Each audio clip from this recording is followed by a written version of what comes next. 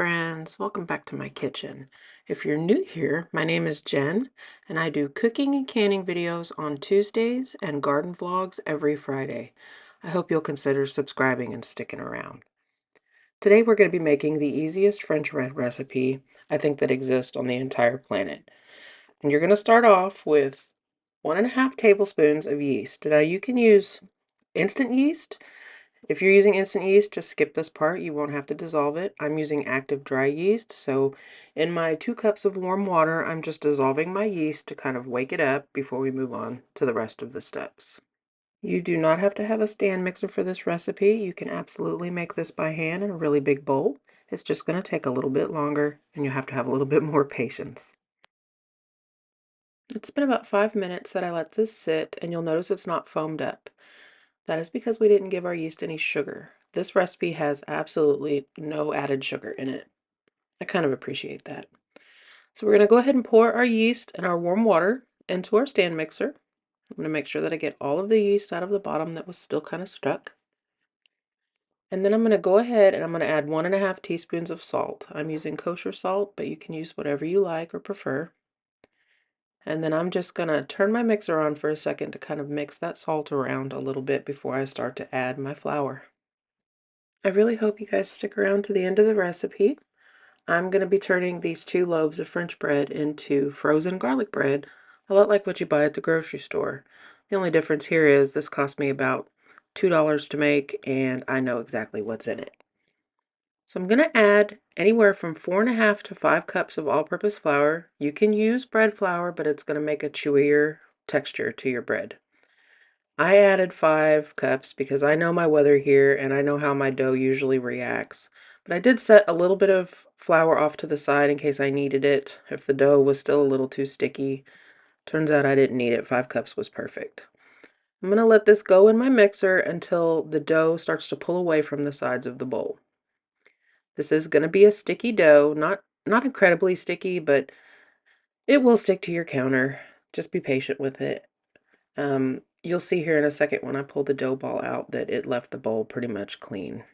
This does not have to knead for a long time in the mixer. You just want to let it go until it pulls away from the sides.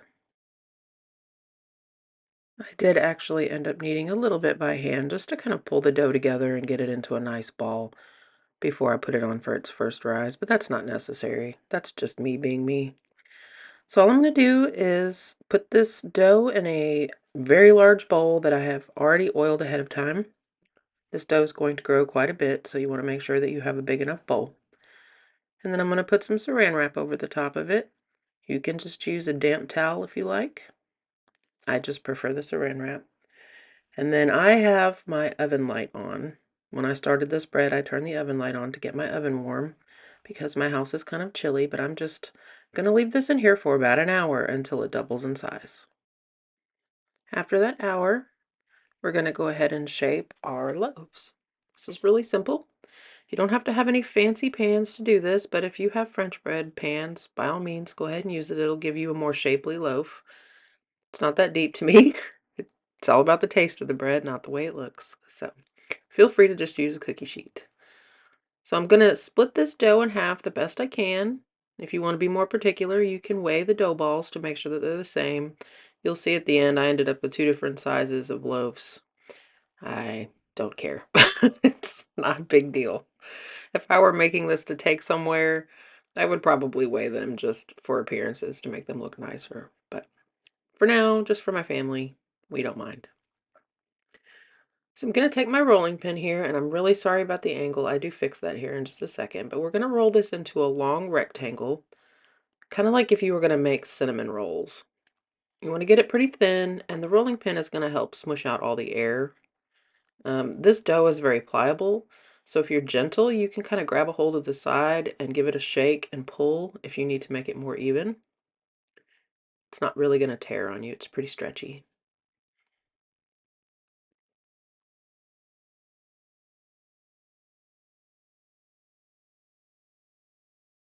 And once you get it all rolled out, you're going to start rolling it up from the wide side, like a burrito.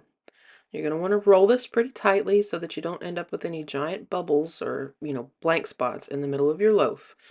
That is part of the reason I started making my own French bread is because every time I would buy the $2 loaf of French bread at Walmart, I would cut it open and it would just be full of holes. That doesn't make a very nice garlic bread, so I figured, you know what, we're going to do this at home.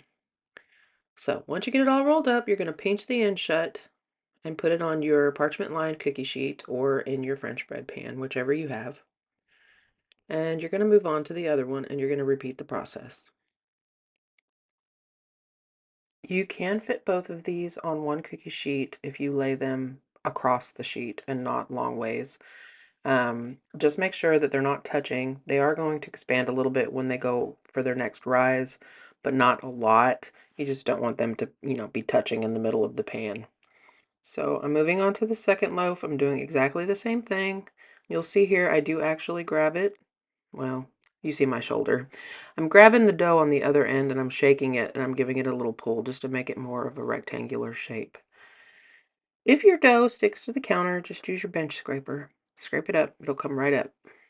You pinch the end shut, and if you want, you can flip it over and pinch the bottom seam shut, but it's not really necessary because we're going to put the seam side down and it stays closed. Once you fiddle around enough with them and you make sure that you've got them both on the pan in a way that will fit, then you're just going to cover them back up either with your damp towel again, or I'm reusing that same plastic wrap that I used in the first rise. And we're going to let these sit for about another 35 to 45 minutes until they've puffed up some more. So this is what they look like after 35 minutes. If you're using plastic wrap and you don't spray your plastic wrap, be very careful pulling it off because you can see there that the dough was stuck to the plastic. It will leave a little tear in your loaf. So just pull nice and slow and it should be fine. At this point, I'm going to go ahead and preheat my oven to 375 degrees. And I'm going to take a really sharp knife. You can use a razor blade, whatever you have on hand. And we're going to cut 3 slits in the top of this, about 1/4 of an inch deep. I'm going to do this to both of them. And then we're going to go ahead and get an egg wash together. It's not really an egg wash, it's just a scrambled egg. I didn't put any water in this. I'm just going to take a large egg that is kind of room temperature, scramble it in this little bowl here, and use my pastry brush. Just brush a nice thin layer of this egg over top of my bread. What that's going to do is it's going to give it a really pretty golden color, and it's going to make the outside of the bread crusty. I did not let this bread go in the oven. You'll see when I pull it out, it is not really brown, but that's because my intent with these 2 loaves is to eventually have them go back in the oven again when I'm making the garlic bread. So I pulled them out a little sooner, but the egg wash, brushing on the egg, definitely helps with browning up the crust of your bread.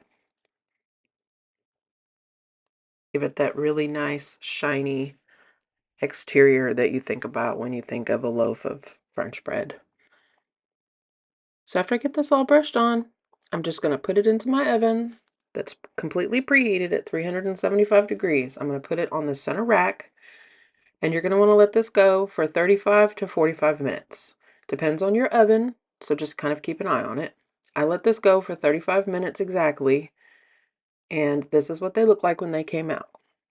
Now you remember me saying that I didn't let them go until they were nice and dark brown, and that is because when these cool completely on this rack, I'm going to split them and I'm going to turn them into frozen garlic bread. So knowing that they're going to take another trip back through the oven later when I use them, I didn't want them to be burnt. So I took them out of the oven when they were nice and light. You are probably going to want to let yours go for 40-45 minutes if you're just going to be serving them like this. If you're going to be making this garlic bread that I'm about to show you, take them out a little sooner. For the garlic bread, all I did was take 2 sticks of salted butter and let them come to room temperature until they were nice and soft. And to this, I'm going to add some dried parsley and some garlic powder. All I'm going to tell you here is measure with your soul, whatever makes you happy. My amount of garlic might not be your amount of garlic, so just put as much in there as you think you will enjoy. I'm going to get this nice and mixed in, and then we're going to get our loaves of bread split. And if you have any of this butter left over when you're done, Put it in a bowl or roll it up in some saran wrap, and next time you're cooking a steak, throw a piece of that butter on top of that steak, and I promise you, you will not regret it. So I'm just splitting these nice cool loaves right down the top. Now, I have a deep freezer. If you do not, or space is an issue for you, instead of cutting these loaves long ways and spreading the butter on, you can cut them into slices and spread the butter on. It'll just require more cookie sheets when you flash freeze these. If you slice them in whatever way makes you happy. Slather the butter on each one, spread them out where they're not touching, and then you can just bag them up and, just toss them all in one bag and pull out as much as you need. I have 6 people in my family. They're all adults. We could easily go through 2 of these long pieces of bread for, one spaghetti dinner. But, if you have a smaller family, cutting it up into smaller pieces might make it easier for you to just reach in and grab a few and cook what you need. So once I get the butter on, I'm just going to pop this into my freezer to flash freeze so the butter will get hard. And then I'm going to bag these up. These are some bread bags that I bought on Amazon that are made for extra large loaves. I can fit both of these in there with no problem. I'm going to put them with a piece of parchment paper in between them. It's not really necessary. The butter is pretty frozen, but just for safety's sake. I'm going to get these in this bag, and then I'm going to put another bag on it in the opposite direction. And I'm going to store these in my deep freezer for whenever we have a night where garlic bread would make a fantastic side. When you get ready to reheat these, I would reheat them at 400 degrees in the center of your oven on a cookie sheet until they are the darkness that you would like and the butter is completely melted. And there you have it. Frozen garlic bread that's probably twice as healthy as the stuff you buy in the freezer section at the grocery store. And you know exactly what went into making this because you made it yourself. I really hope you give this a try. Leave me a comment below if you did and let me know what you thought about it. That's all I have for you this week, friends. Until Friday, happy cooking.